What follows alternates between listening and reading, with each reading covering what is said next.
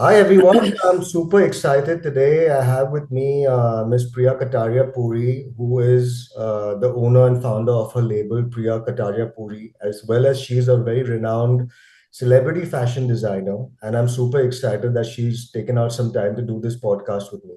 So, welcome, Priya. I'm super thrilled to have you at this episode, and we're going to talk a little bit on insights of your journey and how you started your label. So, welcome first of all to this episode. And Thank you. Thank you so much. to begin with, I want to start with a little bit on your early life and what got you Mhm. into the fashion segment and pursue this trade. So, a little bit on that. So, over to you. Um, yeah, sure. I think as far as I remember, I wanted to be a designer, and this was probably when I was 10 years old. That's what I feel like it's so important that we should be in touch with ourselves to know what we really love. And I think that instinct comes from very early on, when you're a child, like if you like to paint or you like to draw. I always loved clothes. I loved going with my mom to the karigars where you would get all her saris stitched.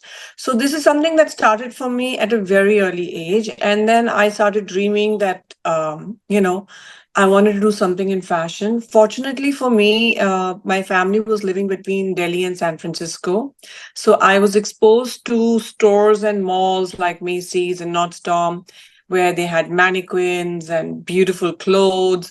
So I knew that this is what I wanted to be.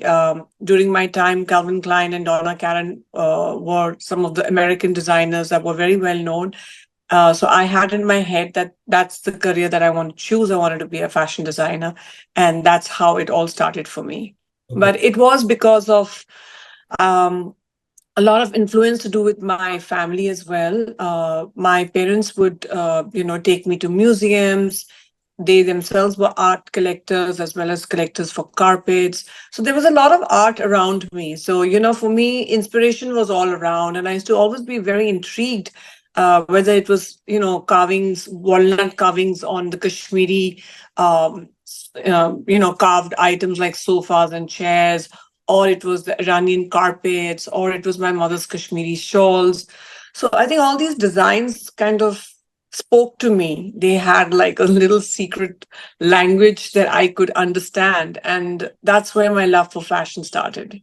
Okay. So, you basically, did you do some kind of education in fashion or was it? Yes, yes, I did. I remember this was in the 80s. So when I told my dad that I want to be a fashion designer, I remember he said these exact words that, what? You want to be a glorified tailor? I said, no, not a glorified tailor. I want to be like CKNY and Donna Karen.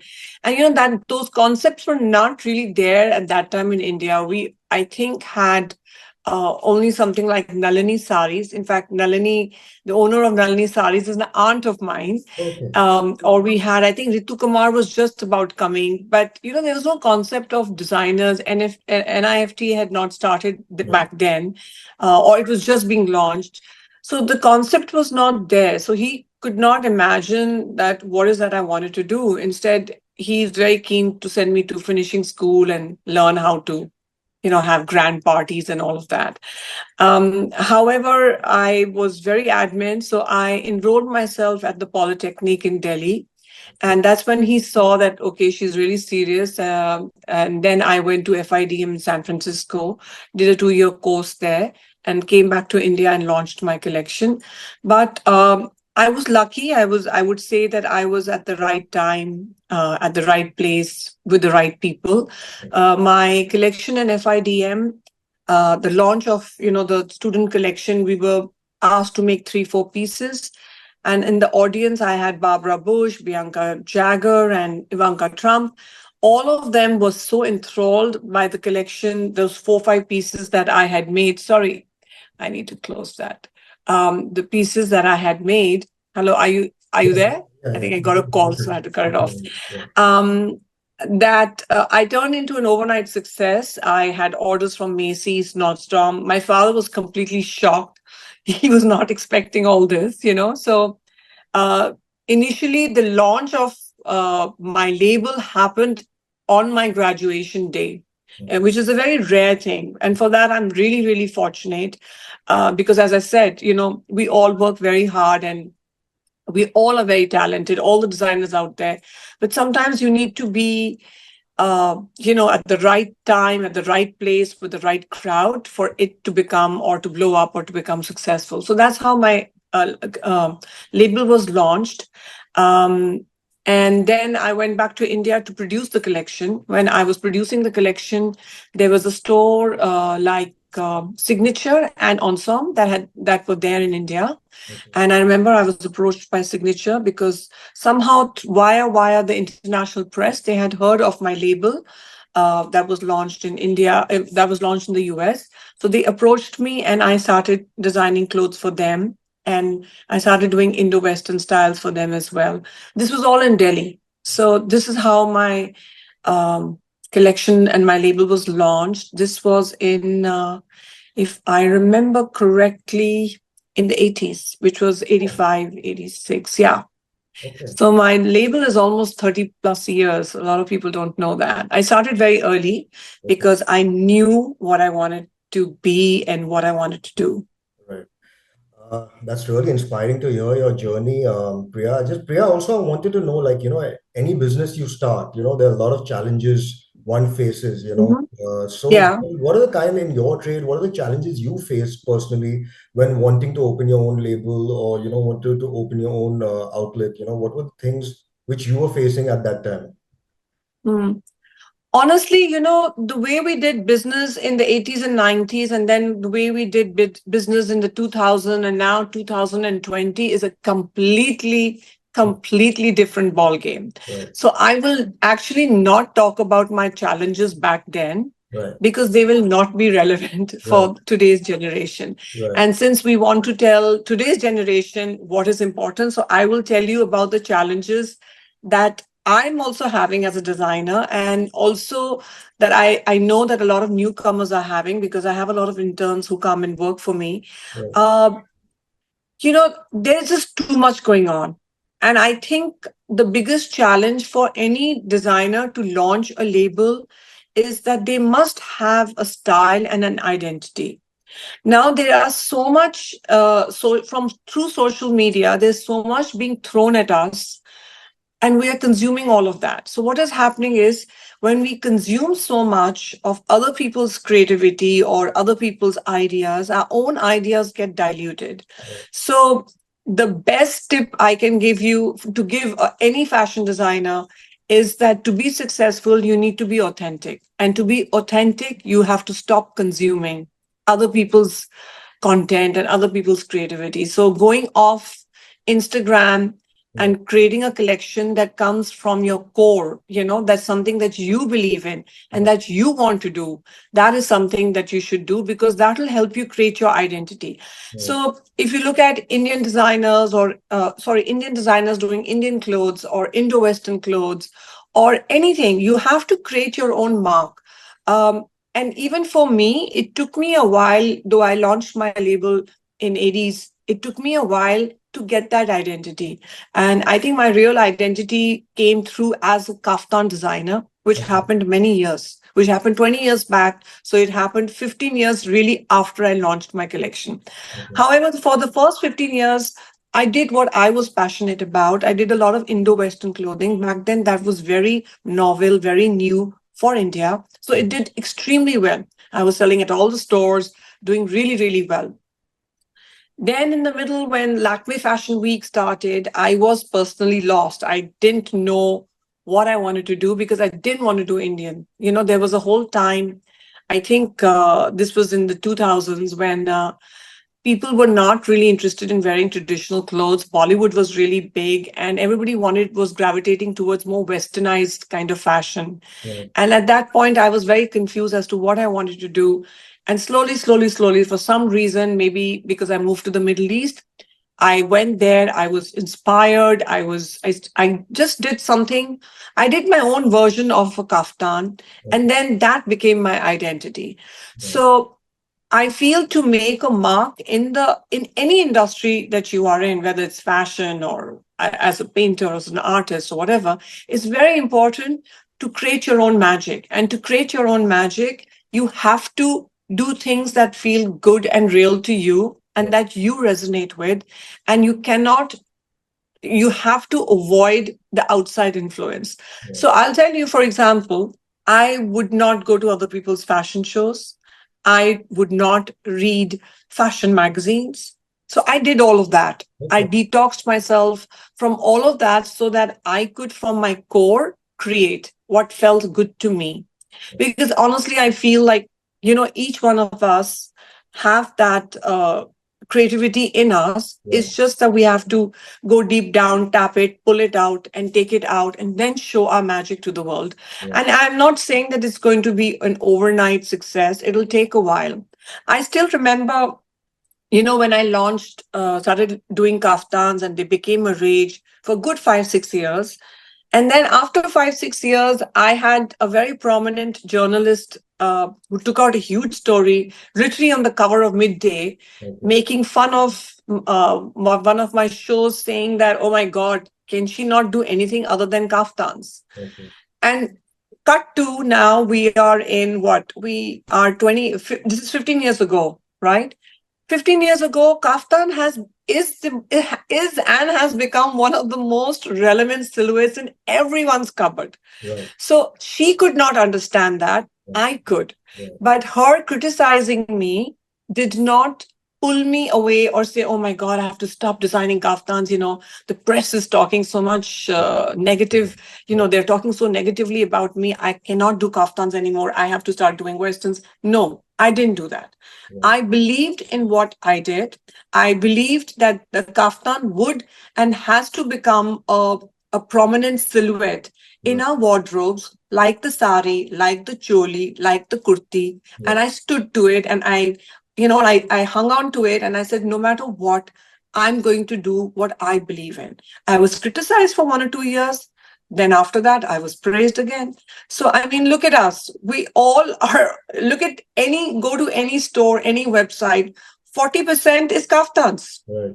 The kaftan sections are only becoming bigger and bigger.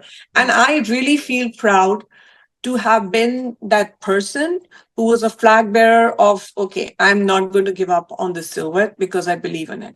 Now, that this is just my story. Yeah. Uh, any other designer or a creative person's story could be the same. Yeah. Something that you believe in, don't give up. Right. Don't listen to people. Listen to yourself. That's truly inspiring. I think that kind of attitude also, which you have, like a never give up attitude, that actually gets you a long way as well in life. So I also believe in that very truly. Mhm. Also, I want to know, like, where do I see your label in the future, or what are your expansion plans? A little bit on that, if you could share some light. Yeah, sure. There's lots going on actually. Uh, from a fashion point of view, as much as I would like to do more Indo-Western or more Indian clothes, end of the day, I'm selling kaftans way more than I sell. I mean, for example, I am designing Indo-Western silhouettes and I'm designing Indian silhouettes, but we don't sell those as much as I sell kaftans. So, we already have a very already have a lot of visibility of our brand in the US, and of course a lot in the Middle East. And my whole vision was to take the brand forward even to eastern countries like Bangkok, Hong Kong, Singapore, Malaysia, the eastern section, because there also I feel there's a huge market, and also to take the brand, make the brand more visible in Europe. Other than that, you know, I'm doing what we call luxury pret. Right. So I was also wanting to expand in doing a pret line of kaftan, so that's more affordable, Yeah. but under a completely different Right. label, Yeah. not under the label of Pria Kataaria Puri, but a different diffusion label. So that is one of my plans. Right. From that, I also wanted to add in accessories, things that I believe in, like accessories, for example, like handbags and shoes, Yeah. things that are on comfort level. So a kaftan is a silhouette which is sensuous, which is very comfortable. Yeah. So I wanted to do something, a line of other accessories which revolves around holistic comfort, rather than constrain, Right. for example, do interesting headpieces or hair accessories do things like I want to launch a holistic perfume line. So things like that are there that we are thinking about. And yeah, there's lots going on. It's just that a lot of stuff I cannot Yeah. speak about Right. at the moment. Yeah. Well, Yeah. first of all, wishing you all the very best for all the things which you are Thank planning you. to launch. I'm sure, everyone, every women out there would be really, waiting to see your new expansions and your kind of different lines which you're planning to do. So kudos to you and your entire team who's planning this. Thank you. And now I'm going to do a little fun segment in my episode, which is the rapid fire round. Sure. So this to just to know Sure. you more personally, Okay. so it's going to be really quick. So you have to be really at it. So, Okay. okay. So my first question would be, what are the three things you do not leave your house without? My phone. Keys you don't need now because everything is digital. My phone, my credit cards also you don't need really. Actually, just my phone now. Okay. You don't need anything. Locks are digital. Okay. Money is already on the phone. So yeah, my phone. Okay. Phone, because I have three phones. Okay. What is your motto, which you believe in?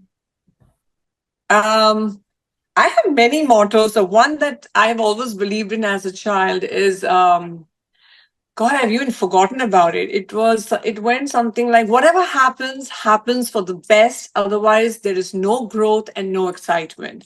And I always fall back to this motto, especially when things go wrong. Like when I do something wrong, like I have done something terrible that I'm regretting. And I tell myself, Priya, whatever happens, happens for the best. Right. There's a learning and there's a growth. So learn, grow, and, uh, it's exciting. It's exciting to make mistakes. Right. Just imagine if we lived in a perfect world where everything went perfectly, there would be no excitement. So, this is my motto. This has been my motto since I was, I think, 8 years old. Okay. Your favorite designer? I have so many, like, it's so unfair to just name one. Like, there are different designers for different things. But For fashion, I love Issey Miyake. yeah. Uh, I am obsessed with Issey Miyake since the last, I would say, 7, 8 years because, again, because I do kaftans and I do Right. comfort clothing, and Issey Miyake is very micro pleating is very comfortable. So I have like a considerable amount of, like, literally one cupboard is, I have pieces from his collections, which I absolutely love. Um, then I also, used to be, not so much now, but I used to be collector of bags. So Hermes and Chanel and were my two favorite, Right. um, brands that I would buy bags from. Shoes would be Prada. Right. Um, I have Versace, Prada. I have a lot of pieces from Roberto Cavalli's earlier collections and Versace's earlier collections because I wear a lot of platforms. Right. So there are multiple designers. Among Indian designers, I don't wear a lot of Indian clothes, and a lot of Indian clothes that I wear are very traditional. So Right. I get them done myself. Okay. So yeah, this is what I would say for me at the moment. Definitely Issey Miyake. There was a time that I used to shop a lot. 10, 15 years ago, I used to buy a lot of gowns, Right. and I would buy gowns from multiple designers. Out of them, there was Dior, Chanel. I can't even remember the names now. Like, it's Okay. been a while since I've purchased a gown from Right. any of the European brands. But yeah, I like to walk around, and above all, I have to tell you, I'm always looking for um, pieces that are not very well known now, in the Right. sense, like, I like to go to Istanbul and then shop there. I like to go to New York, go to Soho and see the vintage stores and pick up pieces from there. Right. Because I don't know, I feel like when I'm wearing something, I don't really want other people to wear. I'm a Right. little selfish there. Right. I feel a sense of exclusivity goes when sometimes you're picking up really big brands. Right. And the sense of exclusivity is there when you are picking brands that are fabulous, but that are not that viral. So I tend to shop a lot from those brands. Yeah, what you said, I think is correct. There's a lot of unexplored brands, a lot of talent in the world. So I think there are a lot of unexplored brands, which you rightly said. Great. Yeah, and I also like to buy, locally. Like if I'm in Nice, I'm going to go and pick up a blouse or an outfit or shoes or something from the local store where they have the local designers. Or if I'm in Saudi, I love to buy, oh God, I think Middle Eastern designers are outstanding. Right. Yeah, so I did mention that. So I buy a lot from Kuwaiti local designers. I buy a lot from Saudi designers. They are so talented. I can't even tell you how talented they are. Like unbelievable. Yeah. Okay, so who do you think, whether it comes to celebrity, looks the best in your label, according to you? There are a lot of, I mean, there are so many, Your personal you know, favorite, you think, who carries it? okay. The thing is, I always like the unpredictable. Like, I like Shobita's style Right, because she's very unique and different. right, So I have always had a problem of, fitting in. I've noticed that in India we have this culture. We don't want to stand out. We want to fit in. right. Like Yeah, we see a lot of actresses. They all look the same. Their right. makeup is all the same. Yeah, The clothes choices are the same. So right, I don't find that attractive. right. So I find like people who are little jo kehte hain na hatke. Yeah, So for me, Shobita's style is really interesting. I love the way she carries anything, whether it's a Nike top she's endorsing, or it's a South Indian sari, right, or it's a gown. She carries herself really, really well. Then there's Bhumi also, who okay. carries herself very well in a very unusual manner. And these two girls are not your conventional Yeah, Indian beauties. You know what I mean? yeah, Like both are tan skinned and they both are voluptuous. yeah, So they are not your quite essential, that right, beauty queen kind of body and face. But I think these two are fabulous. I really like. I also like Kareena Kapoor's like style off the camera. right, I think she really carries herself really well, right, with a lot of elegance, at the same time, very chic and very herself. She's very comfortable in her style. I mean, Deepika is amazing. I mean, she's got a great body, you put a towel on her, she'll look good. And the other person whose style I really admire is Priyanka's. I really like the way she carries herself. Kanika? And what I love about Priyanka, how she rejuvenates and reinvents herself every few months. Like there's a new Priyanka coming out Yeah, every few months. And that is something I really love. And that is something I find very inspirational, because I'm one of those people who I cannot be the same Priya I was 6 months ago. yeah, I have to be a different Priya 6 months from now. And by that, I don't mean just physically or like the way I dress, but I feel like from an emotional, mental point of view, intellectual point of view, I want to grow. And I see that in Priyanka. I see that she, every few months, you just see a different version of her. And it's just unbelievable. I yeah. really feel like she's another like goddess level. So these are the women I admire. What is your favorite cuisine? Which Oh you my can eat, God, I love which you food. can eat 7 days a week without thinking. Oh, like that. Yeah. Okay. Like that is dal chawal. Okay. And I'm such a dal chawal person is because I'm not allowed to eat chawal. So for okay. me, uh, like toasted bread with butter Yeah. and dal chawal are my two favorite foods that you can give me every day and I'll eat it for the rest of my life.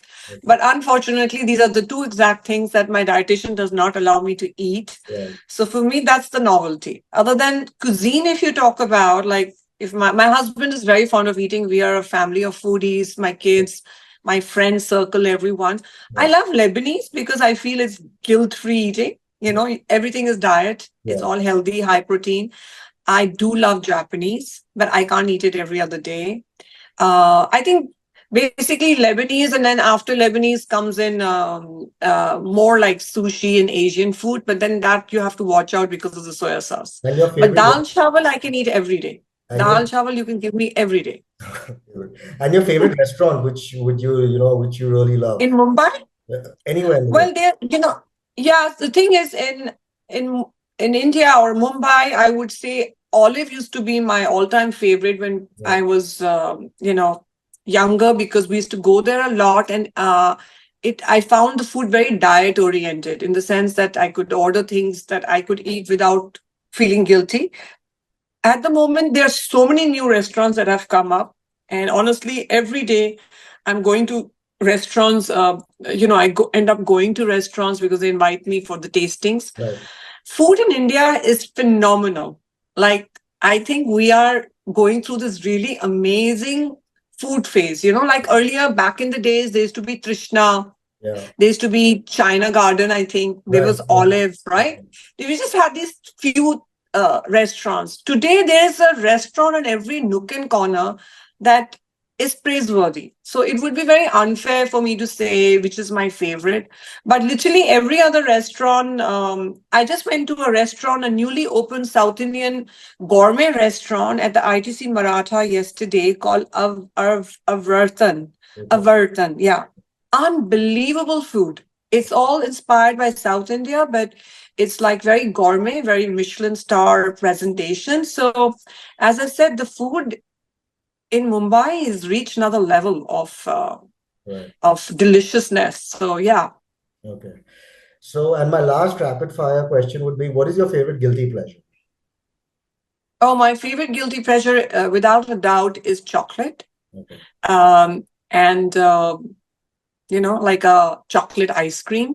Okay. But chocolate, I would say, like, if you want, like when I and my husband have a fight, he Yeah. knows how to get me. He'll get me a box of the most exquisite chocolate. I like the ones which have fillings in them, and the Right. fillings that I don't know as surprise, with strawberries or with oranges or with rum and all of that. So for me, dark, high quality chocolate, nothing comes close to that. And I don't even call it my guilty pleasure. I call it my necessity. It's a necessity. So my last question for this episode would be, one message from you to the community of fashion, to young entrepreneurs. What are the kind of attributes they need to have, if they want to start this as a career? A lot of startups also want to pursue fashion. So what would your direct message be to them? Okay, so there are a couple of things I would like to share with them is that be honest to yourself as to why you want to be in the fashion business or any business for that matter. Um, the new generation has grown with phones and has grown up with social media. So they are themselves very confused because fashion appears very glamorous. It's somehow, I don't know, when you see it on social media, it appears like as if everybody is doing it. I would say the same for makeup, like you're seeing a lot of makeup artists, you're seeing a lot of fashion designers, you're seeing a lot of labels, you're seeing a lot of stylists. So these three professions seem to have taken the entire social media. So what is happening is a lot of young kids, when they are going on social media, are looking at all of this and say, I want to become a makeup artist. No, no, no, I want to become a fashion designer. I want to become a fashion designer because I will be meeting socialites and I will be meeting actresses and it'll be a very glamorous life. So be very sure as to why you're choosing a profession. Don't choose a profession because it's very appealing on social media. Choose it because you really, really love it. You have to think like that you are really down in the dumps, like financially, emotionally, and yet you find pleasure in doing what you are doing. That's the profession you have to choose. So fashion is a very difficult profession. It is as difficult. My husband's in construction. So I would say it's as difficult as doing a construction business. But if you love it, then no amounts of ups and downs are going to, make you feel like, oh my God, I can't do this. So that passion has to be there. That undying passion is like how you fall in love with someone. That's the relationship you need to have with your profession. So that's my number one advice. My second advice is that whatever that you want to pursue, if it's a label or a makeup brand or whatever, it has to come from within. It If it is already there, your product is not required. So you have to understand that there are zillion. When I started, there were 10 fashion designers in our country, in the whole country. Today, there are probably a million fashion designers. So you have to understand that you are competing with those million fashion designers. What is that you have that is not already there that it'll become successful? So this is something you need to think about, that, okay, I'm going to be contributing this X factor, which does not exist in the market. So this is very important. And the third most practical advice I will give you is that you have to understand that no matter what we sell to anybody, they have to have a need for it. Whether I'm selling fashion, or someone is selling a lipstick, or someone is selling a house, there has to be a need that you are solving, in the sense, like, for example, uh, I started designing. I'm going to give you a very simple example that happened with me. When I was in the Middle East, in Kuwait, I got thyroid and I put on so much weight. From literally size 8, I went up to size 16. And with all the money in the world, I couldn't find outfits for myself to wear when I went out to parties. I had a store right next to Dior, Chanel, all the European brands. Nobody carried an outfit more than 42, size 42, which is a UK size 12. I was so frustrated that I started designing the kaftans for myself, because here was a client, me, who needed an outfit, who's very fashionable, who wanted to wear something fashionable, something comfortable. Since I was going through thyroid, I used to feel really hot and I didn't want to wear anything that was constrictive, with my arms, like armholes. And started designing kaftans. After I started designing kaftans, so many other clients came to me and started buying them. So it is something that started from my own need. I could not find any outfit for myself, being a plus size woman, that would make me feel good. So this is a perfect example. There has to be a need for your product. If there's a need for your product, you will be successful. So these are my 3 tips. All right. Thank you so much, Priya, for taking out this time and doing this with me. It was such a lovely to hear just your journey. It's really inspired me a lot. I'm sure it's going to be inspiring a lot of people watching us today. So thank you once again for giving the time, and hope to see you whenever I'm in Bombay. And Yes, thank you. Thank you so much. all It the was a best. pleasure talking to you, and I hope this is going to be useful for young entrepreneurs and fashion designers. And I'm wishing you all the very best now, only for everything that you're planning to expand in your own label. So wishing you the very best for Great. that as well. Thank you so much. Take care. Bye bye. Bye. Thank you.